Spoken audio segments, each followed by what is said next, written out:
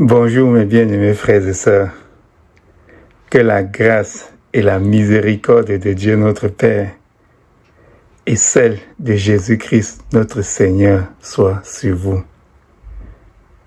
Mes bien-aimés, un jour, un frère en Christ m'a posé cette question. Frère, peut-on quand même être sauvé même si nous perdons notre récompense? Je lui ai répondu tout de suite non. Car, selon la lettre aux Colossiens, au chapitre 3, le verset 24, la récompense, c'est l'héritage de la vie éternelle. Alors il me dit, pourquoi donc dans la première lettre aux Corinthiens, au chapitre 3, le verset 15, il est dit, si l'œuvre de quelqu'un est consumée, il perdra sa récompense. Pour lui, il sera sauvé, mais comme au travers du feu. Ce verset ne dit-il pas que si quelqu'un perd sa récompense, il peut être sauvé, mais comme au travers du feu? Je vous avoue que j'ai accusé le coup, car il y avait ce verset clair qui disait une chose, mais en moi, je comprenais autre chose. Ce phénomène se déroule toujours en moi lorsque dans les Écritures, il y a une vérité que Dieu ne rend pas accessible à tous. Souvenez-vous que Jésus-Christ parlait en parabole afin que seuls ceux à qui le message était destiné comprennent. De même, dans la Bible, il y a des passages qu'en essayant de lire avec l'intelligence des hommes, on perçoit autre chose, tandis qu'en lisant par l'Esprit de Dieu, c'est tout autre chose qu'on perçoit. Lorsqu'en moi donc, ce phénomène se produit, je privilégie l'entendement selon l'Esprit de Dieu, et ensuite, je cherche dans les Saintes Écritures des éléments qui confirment cette perception. Cela étant dit, revenons au sujet qui nous intéresse. Peut-on être sauvé quand bien même on a perdu sa récompense? Mes bien-aimés, je vais toujours revenir sur la notion du salut afin que les gens comprennent clairement ce que déclare la sainte doctrine de Christ sur ce sujet. Dans la lettre aux Éphésiens, au chapitre 2, les versets 8 et 9, il est dit ceci.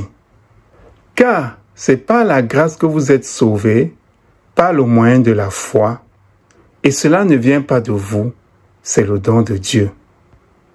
Ce n'est point par les œuvres, afin que personne ne se glorifie. Voilà donc les deux versets qui sont utilisés, soit par certains enseignants, soit par des appelés, pour soutenir l'idée selon laquelle on n'a rien à faire pour son salut. Mais, si ces personnes prenaient la peine de lire le verset suivant, c'est-à-dire le verset 10 du chapitre 2 de la lettre aux Éphésiens, ils verraient ceci. Car nous sommes son ouvrage, ayant été créés en Jésus-Christ pour de bonnes œuvres, que Dieu a préparées d'avance afin que nous les pratiquions. Ainsi donc, cet autre verset dit que nous avons été créés en Jésus-Christ pour pratiquer les bonnes œuvres que Dieu a préparées d'avance. Voyez-vous ici qu'il y a une attente de Dieu après que nous sommes créés en Jésus-Christ? Le voyez-vous?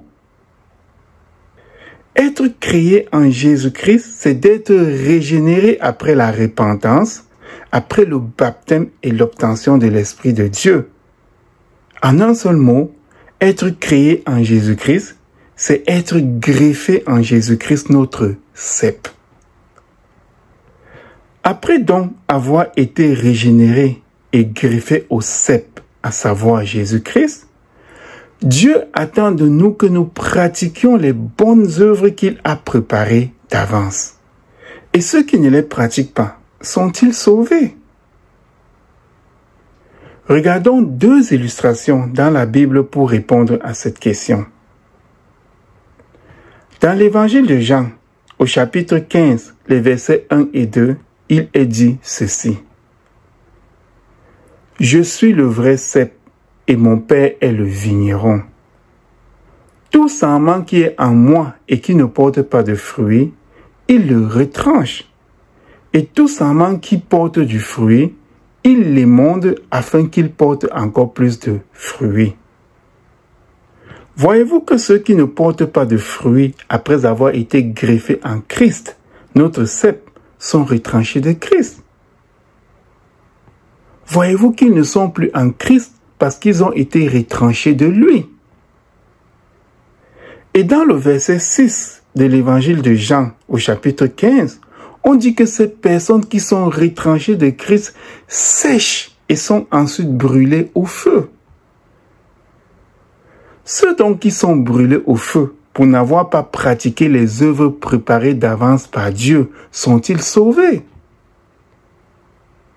Dites-moi, si Dieu nous destine à pratiquer une œuvre et que nous ne la pratiquons pas, lui sommes-nous encore utiles? Si Dieu donne de la salinité au sel pour saler la soupe, et que ce sel perde cette salinité, de quelle utilité ce sel sera-t-il encore? N'est-ce pas qu'il ne serait plus bon qu'à être jeté dehors pour qu'on le foule aux pieds? Voilà donc la première illustration. La deuxième illustration se trouve dans l'évangile de Matthieu, au chapitre 21, les versets 18 et 19, et est celle-ci. Le matin, en retournant à la ville, il, Jésus-Christ, eut faim. Voyant un figuier sur le chemin, il s'en approcha, mais il n'y trouva que des feuilles, et il lui dit, « Que jamais un fruit ne naisse de toi. » Et à l'instant, le figuier sécha. Voyez-vous? Un figuier est planté afin qu'il donne des figues au moment où celui qui l'a planté en a besoin. S'il ne peut le faire, alors il est inutile et celui qui l'a planté peut l'abattre. Ainsi sont les appelés. Ils sont régénérés et greffés en Christ pour pratiquer les œuvres préparées d'avance par Dieu. S'ils ne le font pas, ils sont inutiles et ne servent qu'à être du bois de chauffage, comme ces sarments qu'on retranche du vrai cep. Comment donc comprendre le salut de façon simple? Sommes-nous sauvés par la grâce ou sommes-nous sauvés par les œuvres? Écoutez, supposons qu'un jour, un homme bâtisse une ville merveilleuse. Ensuite, il permet à certaines personnes de l'habiter, mais seulement, voilà, elles se comportent de façon criminelle et saccagent la ville. L'homme, furieux, les attrape, les met en prison et les condamne à mort. Puis un jour, il se dit qu'il va détruire l'ancienne ville pour construire une nouvelle ville. Et cette nouvelle cité, il ne la donnera qu'à ceux qui vont respecter des règles préétablies par lui. Mais pris de compassion, il décide de gracier les personnes qu'il avait condamnées à mourir pour avoir saccagé la première ville et leur dit que si elles promettent de respecter les règles établies pour la nouvelle ville, elles pourront y habiter. Ainsi donc, la grâce, ce don gratuit, leur permet d'échapper à la condamnation à mourir.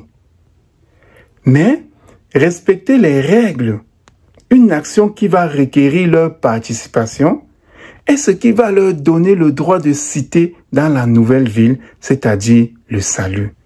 Comprenez-vous maintenant? Les appelés n'ont rien à faire pour se libérer de la condamnation à mourir sous laquelle est l'humanité. Mais ils doivent faire quelque chose pour être dignes du royaume de Dieu. Oui, vous avez bien entendu. J'ai dit pour être digne du royaume de Dieu. Je sais qu'on enseigne que les gens ne peuvent pas être dignes du royaume de Dieu par leurs propres moyens. Peut-être. dans un sens absolu, puisque Dieu prédestine des gens à être élus pour le royaume de Dieu. Mais, dans sa deuxième lettre aux Thessaloniciens, au chapitre 1, le verset 5, l'apôtre Paul dit ceci.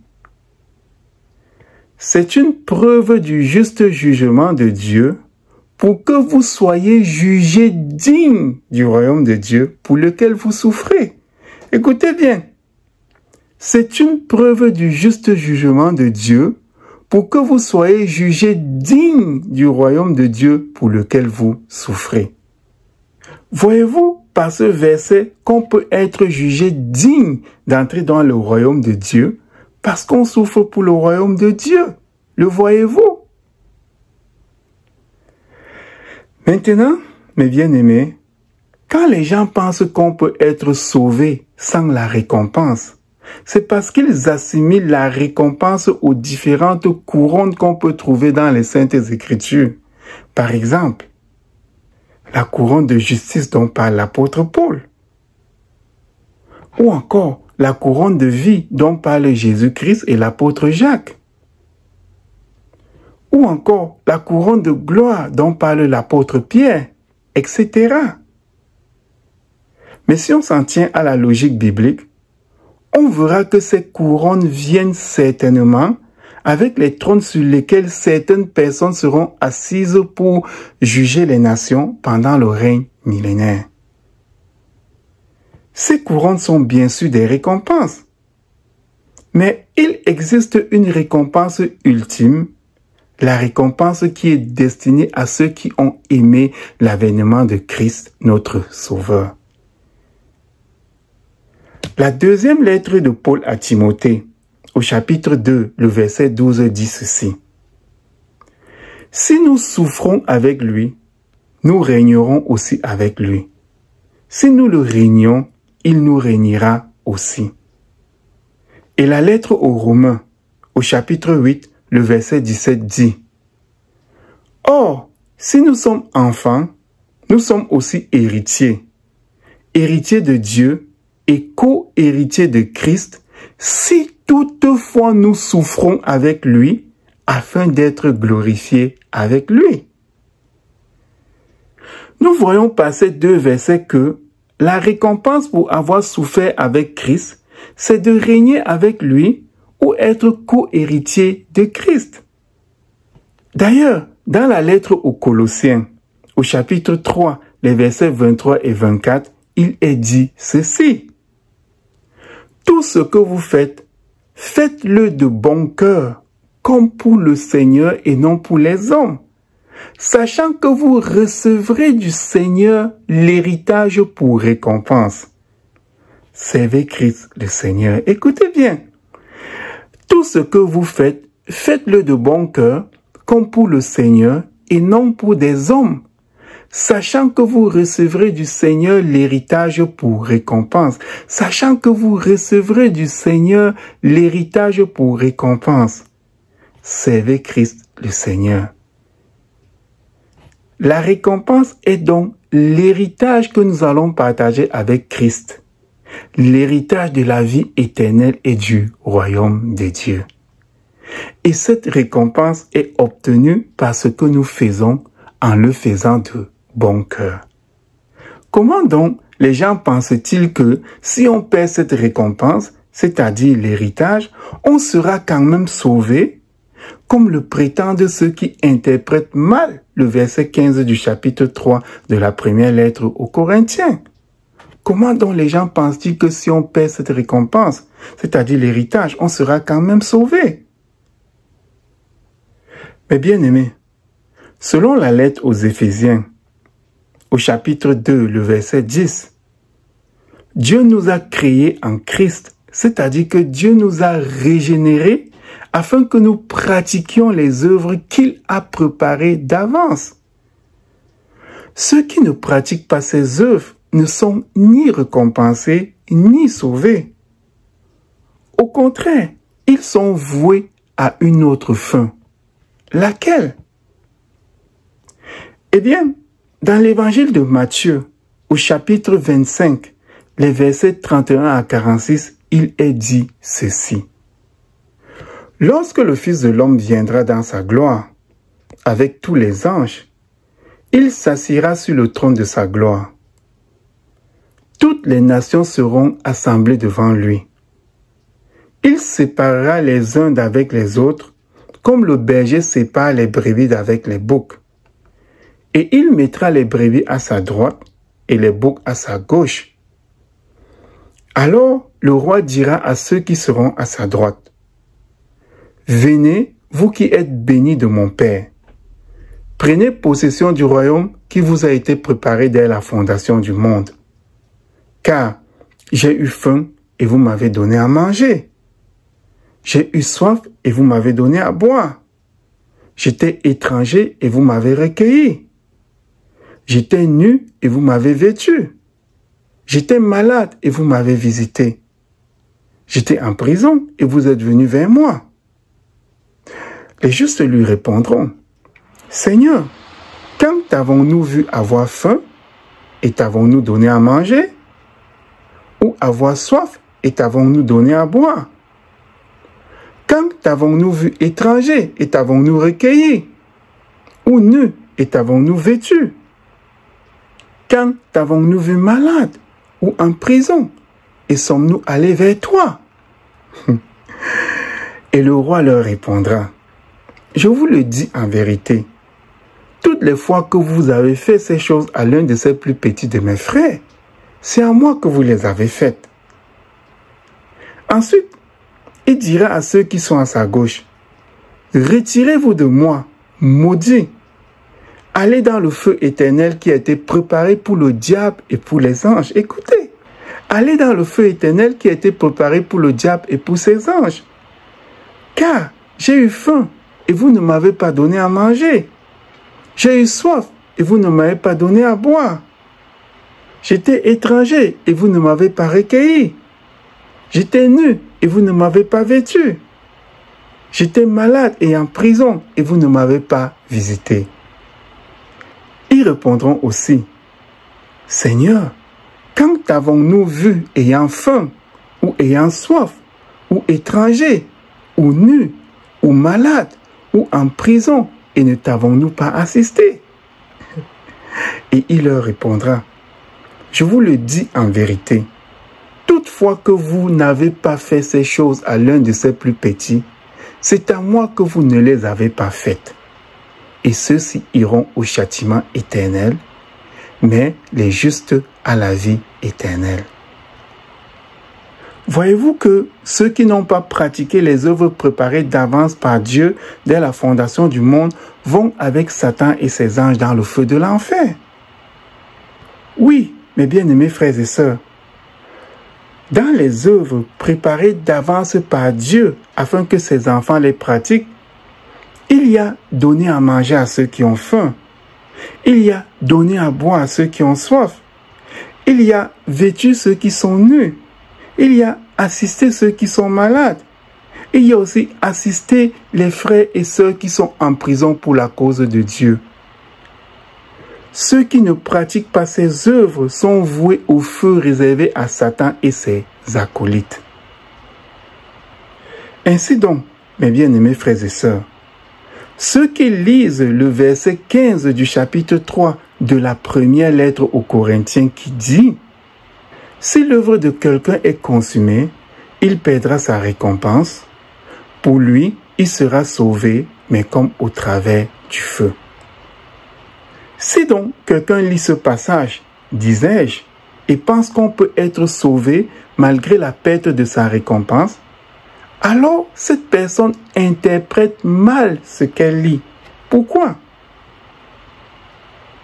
Eh bien, le Saint-Livre ne dit nulle part que les personnes qui seront sauvées seront de deux catégories. La première étant la catégorie de ceux qui auront obtenu la récompense, et la deuxième, la catégorie de ceux qui n'auront pas obtenu la récompense. On ne verra cela nulle part dans la Bible. Imaginez-vous une vie éternelle où les hommes ne seront pas égaux, certains récompensés et d'autres non récompensés. Ceux qui citent ce verset 15 du chapitre 3 de la première lettre aux Corinthiens pour soutenir qu'on peut être sauvé sans récompense, n'ont pas compris de quoi il s'agit ici. Je parle du contexte. L'erreur que les gens commettent, c'est d'isoler ce verset 15 du reste du texte du chapitre 3. Mais lorsqu'on place ce verset dans son contexte, on comprend qu'ici, on ne parle pas de l'œuvre de tous les chrétiens, mais de l'œuvre de ceux qui enseignent la parole de Dieu. Relisons ce chapitre depuis le début, depuis le premier verset, et nous verrons que le contexte est celui-ci. L'apôtre Paul reproche aux chrétiens de Corinthe d'être divisés en ce sens que les uns préfèrent Apollos comme enseignant et d'autres préfèrent Paul comme enseignant. Il continue en disant qu'un enseignant n'est rien car il ne fait que s'aimer ou arroser, tandis que Dieu est tout car c'est lui qui fait pousser la graine. Ensuite, l'apôtre Paul dit que lui, Paul, a mis les fondements de l'enseignement, à savoir Christ, et que les autres viennent bâtir des édifices dessus. Puis il dit, malheur à comment chacun bâtit sur ce fondement. À partir d'ici, on peut déjà constater que ceux qui bâtissent, ce sont ceux qui enseignent la parole de Dieu. Et le verset 9 du chapitre 3 de la première lettre aux Corinthiens le confirme en disant « Car nous, Paul et Apollos, sommes ouvriers avec Dieu. Et vous, vous êtes le champ de Dieu, l'édifice de Dieu. » L'édifice donc qu'on bâtit ici, par l'enseignement, ce sont les chrétiens non enseignants de la parole. Ce sont les enfants de Dieu. Mais bien aimés, faisons un tour dans le passé pour comprendre quelque chose. Avant le XIIIe siècle, la Bible n'était qu'un bloc de textes qui n'avait ni chapitre ni verset. C'est au XIIIe siècle qu'on a scindé la Bible en chapitres, puis 3 siècles plus tard, au XVIe siècle, on a scindé les chapitres en versets. La confusion que nous avons en lisant le verset 15 du chapitre 3 de la première lettre aux Corinthiens vient du fait d'avoir séparé ce verset 15 du verset 14. Ainsi, il ne faut pas dissocier le verset 14 du verset 15, car pour moi, cela devait être un même verset. C'est de les séparer qui sème la confusion. Lorsqu'on les sépare, voici ce qu'on lit. Si l'œuvre bâtie par quelqu'un sur le fondement subsiste, il recevra une récompense. Si l'œuvre de quelqu'un est consumée, il perdra sa récompense. Pour lui, il sera sauvé, mais comme au travers du feu. En lisant ces deux versets séparés, on pense qu'il s'agit de deux quelqu'un différents. L'un qui bâtit ce qui subsiste et l'autre qui bâtit ce qui se consume. Il est donc normal de penser que celui qui bâtit ce qui se consume peut être sauvé. Mais si on colle ces deux versets, on obtient ceci. Si l'œuvre bâtie par quelqu'un sur le fondement subsiste, il recevra une récompense. Mais si son œuvre est consumée, il perdra sa récompense. Pour lui, il sera sauvé, mais comme au travers du feu, c'est-à-dire si l'œuvre qu'il a bâtie subsiste. Comprenez-vous mieux ainsi? Cette formulation est plus logique avec le contexte car, en formulant ainsi, on comprend que le feu détermine le salut des enseignants de la parole de Dieu. Pourquoi cette formulation est-elle ce qu'il fallait écrire? Eh bien, en lisant les versets 16 et 17 du chapitre 3 de la première lettre aux Corinthiens, on le comprend. Ces versets disent ceci. Ne savez-vous pas que vous êtes le temple de Dieu et que l'Esprit de Dieu habite en vous, si quelqu'un détruit le temple de Dieu, Dieu le détruira, car le temple de Dieu est saint et c'est ce que vous êtes. Ici, l'apôtre dit que celui qui, parce qu'il enseigne, détruit le temple de Dieu, c'est-à-dire les enfants de Dieu, Dieu le détruira à son tour. Souvenez-vous qu'au verset 9, l'apôtre Paul dit que l'édifice de Dieu, ce sont les chrétiens, ce sont les enfants de Dieu. Alors, si enseigner la parole de Dieu s'est bâti sur les fondements placés par les apôtres, ceux qui bâtissent sur ces fondements devraient bâtir avec de l'or, de l'argent et des pierres précieuses, c'est-à-dire la sainte doctrine de Christ, afin que l'édifice, les enfants de Dieu, ne brûlent pas lorsqu'ils passeront à l'épreuve du feu. Si on bâtit sur ces fondements posés par les apôtres avec le bois, le chaume et la paille, c'est-à-dire avec les fausses doctrines, l'édifice, c'est-à-dire les enfants de Dieu, ne subsistera pas à l'épreuve du feu. Comment donc un homme qui a bâti ainsi sera-t-il sauvé? Christ dit que celui qui scandalise un seul de ses enfants, il vaudrait mieux pour lui qu'on mette une meule à son cou et qu'on le jette dans la mer. Et des personnes, par leur enseignement, feront se consumer les enfants de Dieu au feu et ils seraient sauvés. Le verset 17 ne dit-il pas que si quelqu'un détruit le temple de Dieu, Dieu le détruira? Car le temple de Dieu est saint. Et c'est ce que vous êtes. Et c'est ce que vous, les enfants de Dieu, vous êtes. Alors si quelqu'un vous détruit, vous qui êtes les enfants de Dieu, il sera détruit par Dieu lui-même. Ainsi donc, les gens se trompent sur au moins deux choses lorsqu'ils évoquent ce verset 15 du chapitre 3 de la première lettre aux Corinthiens. Premièrement, ils se trompent parce qu'ils pensent qu'il s'agit ici de l'œuvre de tous les chrétiens. Mais ici, on parle des personnes qui enseignent la parole de Dieu, ceux qui bâtissent sur les fondements que l'apôtre Paul a posés. Deuxièmement, en isolant le verset 15 de son contexte qui est l'ensemble du chapitre 3 de la première lettre aux Corinthiens, on a beaucoup plus de chances de se tromper sur son interprétation. Il ne faut donc pas séparer ce verset 15 du verset 14, car c'est un seul et même verset. Ainsi, l'option du salut par le feu, induit par ce verset 15 du chapitre 3 de la première lettre de Paul aux Corinthiens, ne concerne pas les chrétiens lambda, mais concerne les chrétiens qui font office d'enseignant. Est-ce clair pour vous?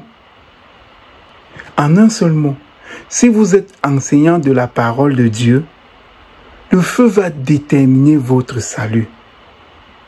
Si votre œuvre d'enseignement subsiste à l'épreuve du feu, vous aurez la récompense, l'héritage de la vie éternelle. Si votre œuvre d'enseignement est brûlée, car vous avez mené beaucoup à se perdre, vous n'aurez pas la récompense, c'est-à-dire l'héritage de la vie éternelle. Pour l'enseignant donc, il sera sauvé, mais comme au travers du feu. Est-ce clair pour vous? En conclusion donc, mes bien-aimés frères et sœurs, pour cette leçon intitulée « Peut-on être sauvé quand bien même on a perdu sa récompense ?» Je dirais ceci. Dans l'évangile de Matthieu, au chapitre 25, les versets 14 à 30, il est raconté la parabole des talents comme suit. Il en sera comme d'un homme qui, partant pour un voyage, appela ses serviteurs et leur remit ses biens. Il donna 5 talents à l'un, 2 à l'autre, et au troisième, il donna 1 talent, à chacun selon sa capacité, et il partit. Aussitôt, celui qui avait reçu les 5 talents s'en alla, les fit valoir et il gagna 5 autres talents. De même, celui qui avait reçu les 2 talents en gagna 2 autres. Mais celui qui n'avait reçu qu'un alla faire un creux dans la terre et cacha l'argent de son maître. Longtemps après, le maître de ses serviteurs revint et leur fit rendre compte. Celui qui avait reçu les 5 talents s'approcha en apportant 5 autres talents et dit, « Seigneur, tu m'as remis 5 talents, voici, j'en ai gagné 5 autres. » Son maître lui dit, « C'est bien, bon et fidèle serviteur. Tu as été fidèle en peu de choses, je te confierai beaucoup. Entre dans la joie de ton maître. » Celui qui avait reçu les 2 talents s'approcha aussi et dit, « Seigneur, tu m'as remis 2 talents. Voici, j'en ai gagné 2 autres. » Son maître lui dit, « C'est bien, bon et fidèle serviteur. Tu as été fidèle en peu de choses, je te confierai beaucoup. Entre dans la joie de ton maître. » Celui qui n'avait reçu qu'un talent s'approcha ensuite et il dit, « Seigneur, je savais que tu es un homme dur, qui moissonne où tu n'as pas sémé et qui amasse où tu n'as pas vanné. J'ai eu peur et je suis allé cacher ton talent dans la terre. Voici, prends ce qui est à toi. » Son maître lui répondit, « Serviteur méchant et paresseux, tu savais que je moissonne où je n'ai pas semé et que j'amasse où je n'ai pas vanné. Il te fallait donc remettre mon argent au banquier et, à mon retour, j'aurais retiré ce qui est à moi avec un intérêt. Ôtez-lui donc le talent et donnez-le à celui qui a 10 talents. Car on donnera à celui qui a et il sera dans l'abondance, mais à celui qui n'a pas, on ôtera même ce qu'il a. Et le serviteur inutile, jetez-le dans les ténèbres du dehors où il y aura des pleurs et des grincements dedans. » Cette parabole parle de Jésus-Christ qui, en remontant au ciel, fait des dons à 3 serviteurs et s'attend à ce que ceux-ci les utilisent à bon escient. Nous voyons 2 des 3 serviteurs qui utilisent bien ces dons et sont récompensés par Christ. Quelle était cette récompense? Jésus-Christ leur disait, « C'est bien, bon et fidèle serviteur, tu as été fidèle en peu de choses, je te confierai beaucoup. Entre dans la joie de ton maître. » Le 3e et dernier serviteur n'a pas utilisé son don à bon escient. Et qu'est-ce que Jésus-Christ lui dit? Il lui dit ceci. « Serviteur méchant et paresseux, tu savais que je moissonne où je n'ai pas semé et que j'amasse où je n'ai pas vanné. Il te fallait donc remettre mon argent au banquier et, à mon retour, j'aurais retiré ce qui est à moi avec un intérêt. Ôtez-lui donc le talent et donnez-le à celui qui a les 10 talents. Car on donnera à celui qui a et il sera dans l'abondance, mais à celui qui n'a pas, on ôtera même ce qu'il a. Et le serviteur inutile, jetez-le dans les ténèbres du dehors, où il y aura des pleurs et des grincements dedans. » Voyez-vous que non seulement ce serviteur n'a pas de récompense, mais aussi qu'il n'entre pas dans la joie de son maître comme les autres. C'est-à-dire qu'il n'entre pas dans la vie éternelle, mais est jeté dans les ténèbres où il y aura des pleurs et des grincements dedans. Voyez-vous cela? Ainsi donc, perdre sa récompense est synonyme de perdre la vie éternelle où on est dans la joie du Maître. Et la preuve est cette parabole des talents donnée par Jésus-Christ.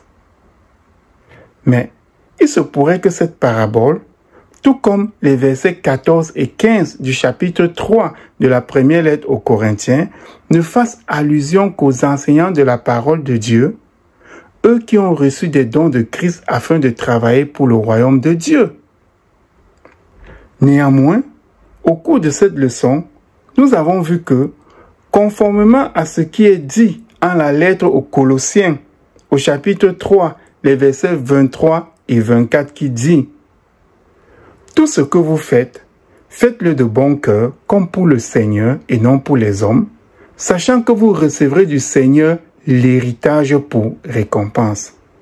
Servez Christ le Seigneur. » Eh bien, nous avons vu, disais-je, que la récompense pour tous les enfants de Dieu, c'est l'héritage avec Christ. Si quelqu'un n'obtient pas cette récompense, alors il n'héritera pas avec Christ.